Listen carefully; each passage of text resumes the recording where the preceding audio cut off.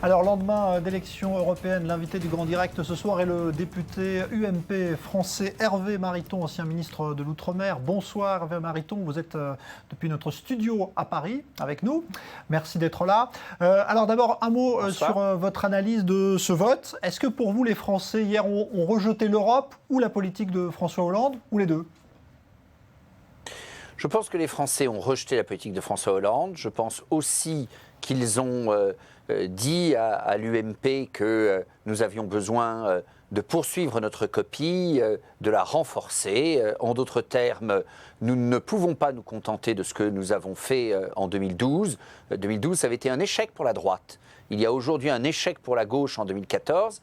Et donc, nous devons inventer quelque chose de nouveau, avec des hommes nouveaux, avec un projet nouveau qui soit assez fort, puissant, clair. Et puis, sur l'Europe, en effet, la sanction est venue, je crois, parce que probablement le débat n'était pas assez clair. Ou plus exactement, il y avait d'un côté une offre claire du Front National, qui était celle du refus de l'Europe. Et puis de l'autre côté, y compris nous à l'UMP, une proposition qui n'était pas assez claire. Vraiment, on a besoin de faire que notre projet, que ce soit sur l'Europe, de manière générale, j'en ai la responsabilité, soit beaucoup plus dense, beaucoup plus fort, beaucoup plus puissant, beaucoup plus clair. Ouais, mais qu'est-ce qui fait qu'aujourd'hui, et ce n'est pas d'aujourd'hui d'ailleurs, les Français rejettent régulièrement dans ces scrutins européens, le Front National n'a fait que progresser finalement. Qu'est-ce qui fait que l'Europe a du mal à rentrer dans les mentalités françaises ? Je redis que je pense que ce n'est pas que l'Europe qui est en cause. Je pense que dans ces scrutins intermédiaires, justement, à la proportionnelle, il n'y a pas d'enjeu local, eh bien, les Français peuvent dire à la fois le mal qu'ils pensent du gouvernement qui est en place aujourd'hui, et puis le mal qu'ils pensent encore du gouvernement d'hier, et ils ne sont pas en situation de responsabilité à dire pour confier les affaires de la France, à qui les donnons-nous ? Et puis ensuite, s'agissant de l'Europe, le sujet c'est que au fil de l'eau, pendant un mandat européen qui dure 5 ans, en réalité, on discute assez peu des enjeux européens. C'est aussi que cette campagne n'avait pas de dynamique européenne réelle. On a voté à l'échelle des circonscriptions françaises. On est peu rentré dans le débat européen, dans la préparation de la commission de demain, ça joue. Et puis enfin, le fait que notre projet soit à la fois européen, mais pas trop, qu'on dise à la fois ce que nous attendons de l'Europe et qu'en même temps, on parle aussi de protection, de protectionnisme. Je pense que ça a été un peu confus et ça n'a pas aidé. Ouais. Alors, aujourd'hui, il y a une carte de l'Europe qui est redessinée, en tout cas avec cette forte poussée des extrêmes. Est-ce que vous faites l'amalgame, vous, entre ce qui est arrivé en France avec la poussée du Front National et puis ce qui se passe en Grande-Bretagne, ce qui se passe au Danemark? Est-ce que pour vous, c'est le même phénomène? Les positionnements de ces partis sont un peu différents les uns des autres, mais il y a clairement une forme de cousinage qui est à la fois de critique de gouvernement dans l'action aujourd'hui et de critique de leurs oppositions, critique des conservateurs en Angleterre et des travaillistes, mais aussi critique de l'Europe en effet. Je pense en même temps qu'il ne faut pas oublier que globalement le groupe le plus nombreux au Parlement européen, ce ne sont pas ces groupes anti-européens, c'est le groupe du Parti populaire européen, donc celui auquel appartient l'UMP. C'est une maigre consolation, mais c'est tout de même une réalité. Ouais. Alors, Manuel Valls disait hier, le Premier ministre, que finalement c'était toute la classe politique qui devait prendre ses responsabilités et prendre sa part dans cet échec. Est-ce que vous pensez que l'UMP doit se mettre finalement dans le même bateau que la gauche, que le Parti socialiste dans cet échec ? Nous ne sommes pas dans le même bateau parce que l'échec du pouvoir aujourd'hui, c'est eux. Mais en même temps, nous devons prendre notre part de l'insuccès, d'évidence, des politiques que nous avons menées jusqu'en 2012, puisque nous n'avions pas convaincu les Français à l'époque, nous n'avons pas été réélus. Et ce travail d'évaluation, d'analyse, de reconnaissance de responsabilité, pour justement proposer mieux et autre chose et qui fonctionne vraiment, ce travail, nous ne l'avons pas suffisamment mené. Et puis, voilà, vous savez aussi les problèmes internes de l'UMP actuellement, je ne vais pas les cacher.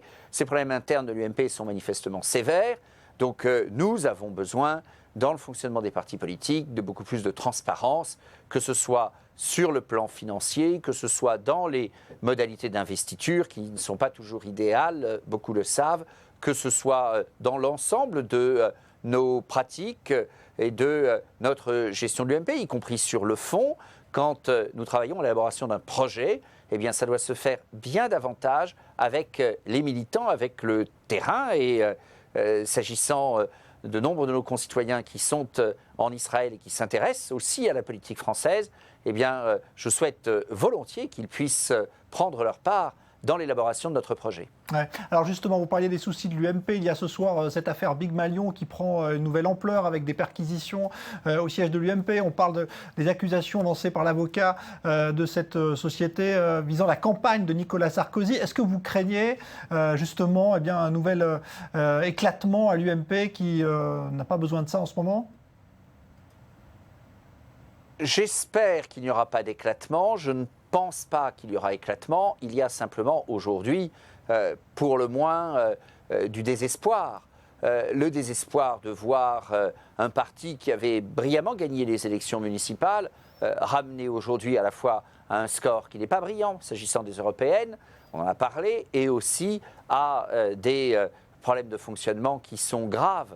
Donc pour sortir de ce désespoir, je crois que vraiment on a besoin d'une toute autre gouvernance que celle que l'on connaît aujourd'hui, avec oui, bien davantage de transparence. Mais c'est un boulot considérable, mais ce boulot, nous ne devons pas y échapper. Certains disent que Sarkozy finalement serait le seul aujourd'hui capable de ramener de l'ordre dans la maison. Vous partagez cette analyse ou pas ? Non, je ne le crois pas. Je crois à la fois qu'il faut que nous trouvions une solution paisiblement, qui de mon point de vue est plutôt une solution neuve. J'ai beaucoup de respect pour Nicolas Sarkozy, le travail qu'il a accompli comme président de la République, mais je ne suis pas sûr, la question est ouverte et peut-être un jour je peux changer d'avis, mais je ne suis pas sûr que ce soit la meilleure réponse qu'on puisse apporter pour une période nouvelle qui serait le mandat à partir de 2017. J'ajoute que, comme d'autres probablement, je suis troublé par toutes ces difficultés à bien comprendre, à bien appréhender la campagne de 2012, son financement.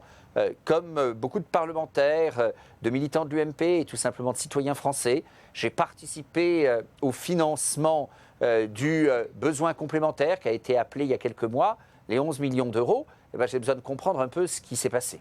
Donc vous faites confiance à la justice aujourd'hui pour tirer au clair tout cela, même si ça peut aboutir à des choses désagréables. Écoutez, il faut en tout cas que tout cela soit mis au clair, évidemment.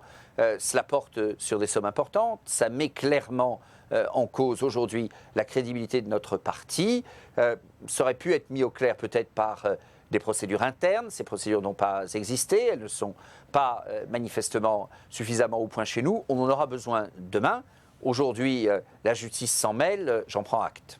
Est-ce que vous voyez quelqu'un, justement, qui peut relever un petit peu le parti là, de cette turpitude ? Est-ce que vous avez, vous, une personnalité qui vous semblerait capable de rassembler l'UMP ? Écoutez, je pense qu'il y a à l'UMP beaucoup de personnalités de qualité. Nous sommes nombreux à participer activement à la vie de notre mouvement et je pense que chacun d'entre nous peut prendre sa part. Je pense aussi que nous avons mis en place une procédure à l'UMP qui me paraît plutôt intelligente, qui est celle des primaires pour l'élection présidentielle de 2017. Et donc il faut laisser ces primaires vivre et ne pas attendre comme cela un sauveur, que ce soit Nicolas Sarkozy, que ce soit une personnalité nouvelle. Il y a débat, la compétition doit être engagée, bien sûr Nicolas Sarkozy peut y participer, d'autres aussi. Et puis une observation de gouvernance, comme on dit, de gouvernement de l'UMP. Il y a un moment, je ne sais pas quand sera ce moment, mais il y a un moment où il sera sage de bien dissocier la présidence de l'UMP et les personnalités qui pourront prendre part à la primaire de l'élection présidentielle. Merci. Ce moment n'est pas nécessairement maintenant, mais il y a un moment où les deux enjeux devront être dissociés. Merci beaucoup Hervé Mariton, député UMP, ancien ministre. Merci d'avoir été invité du Grand Direct ce soir depuis notre studio parisien. C'est la fin du Grand Direct.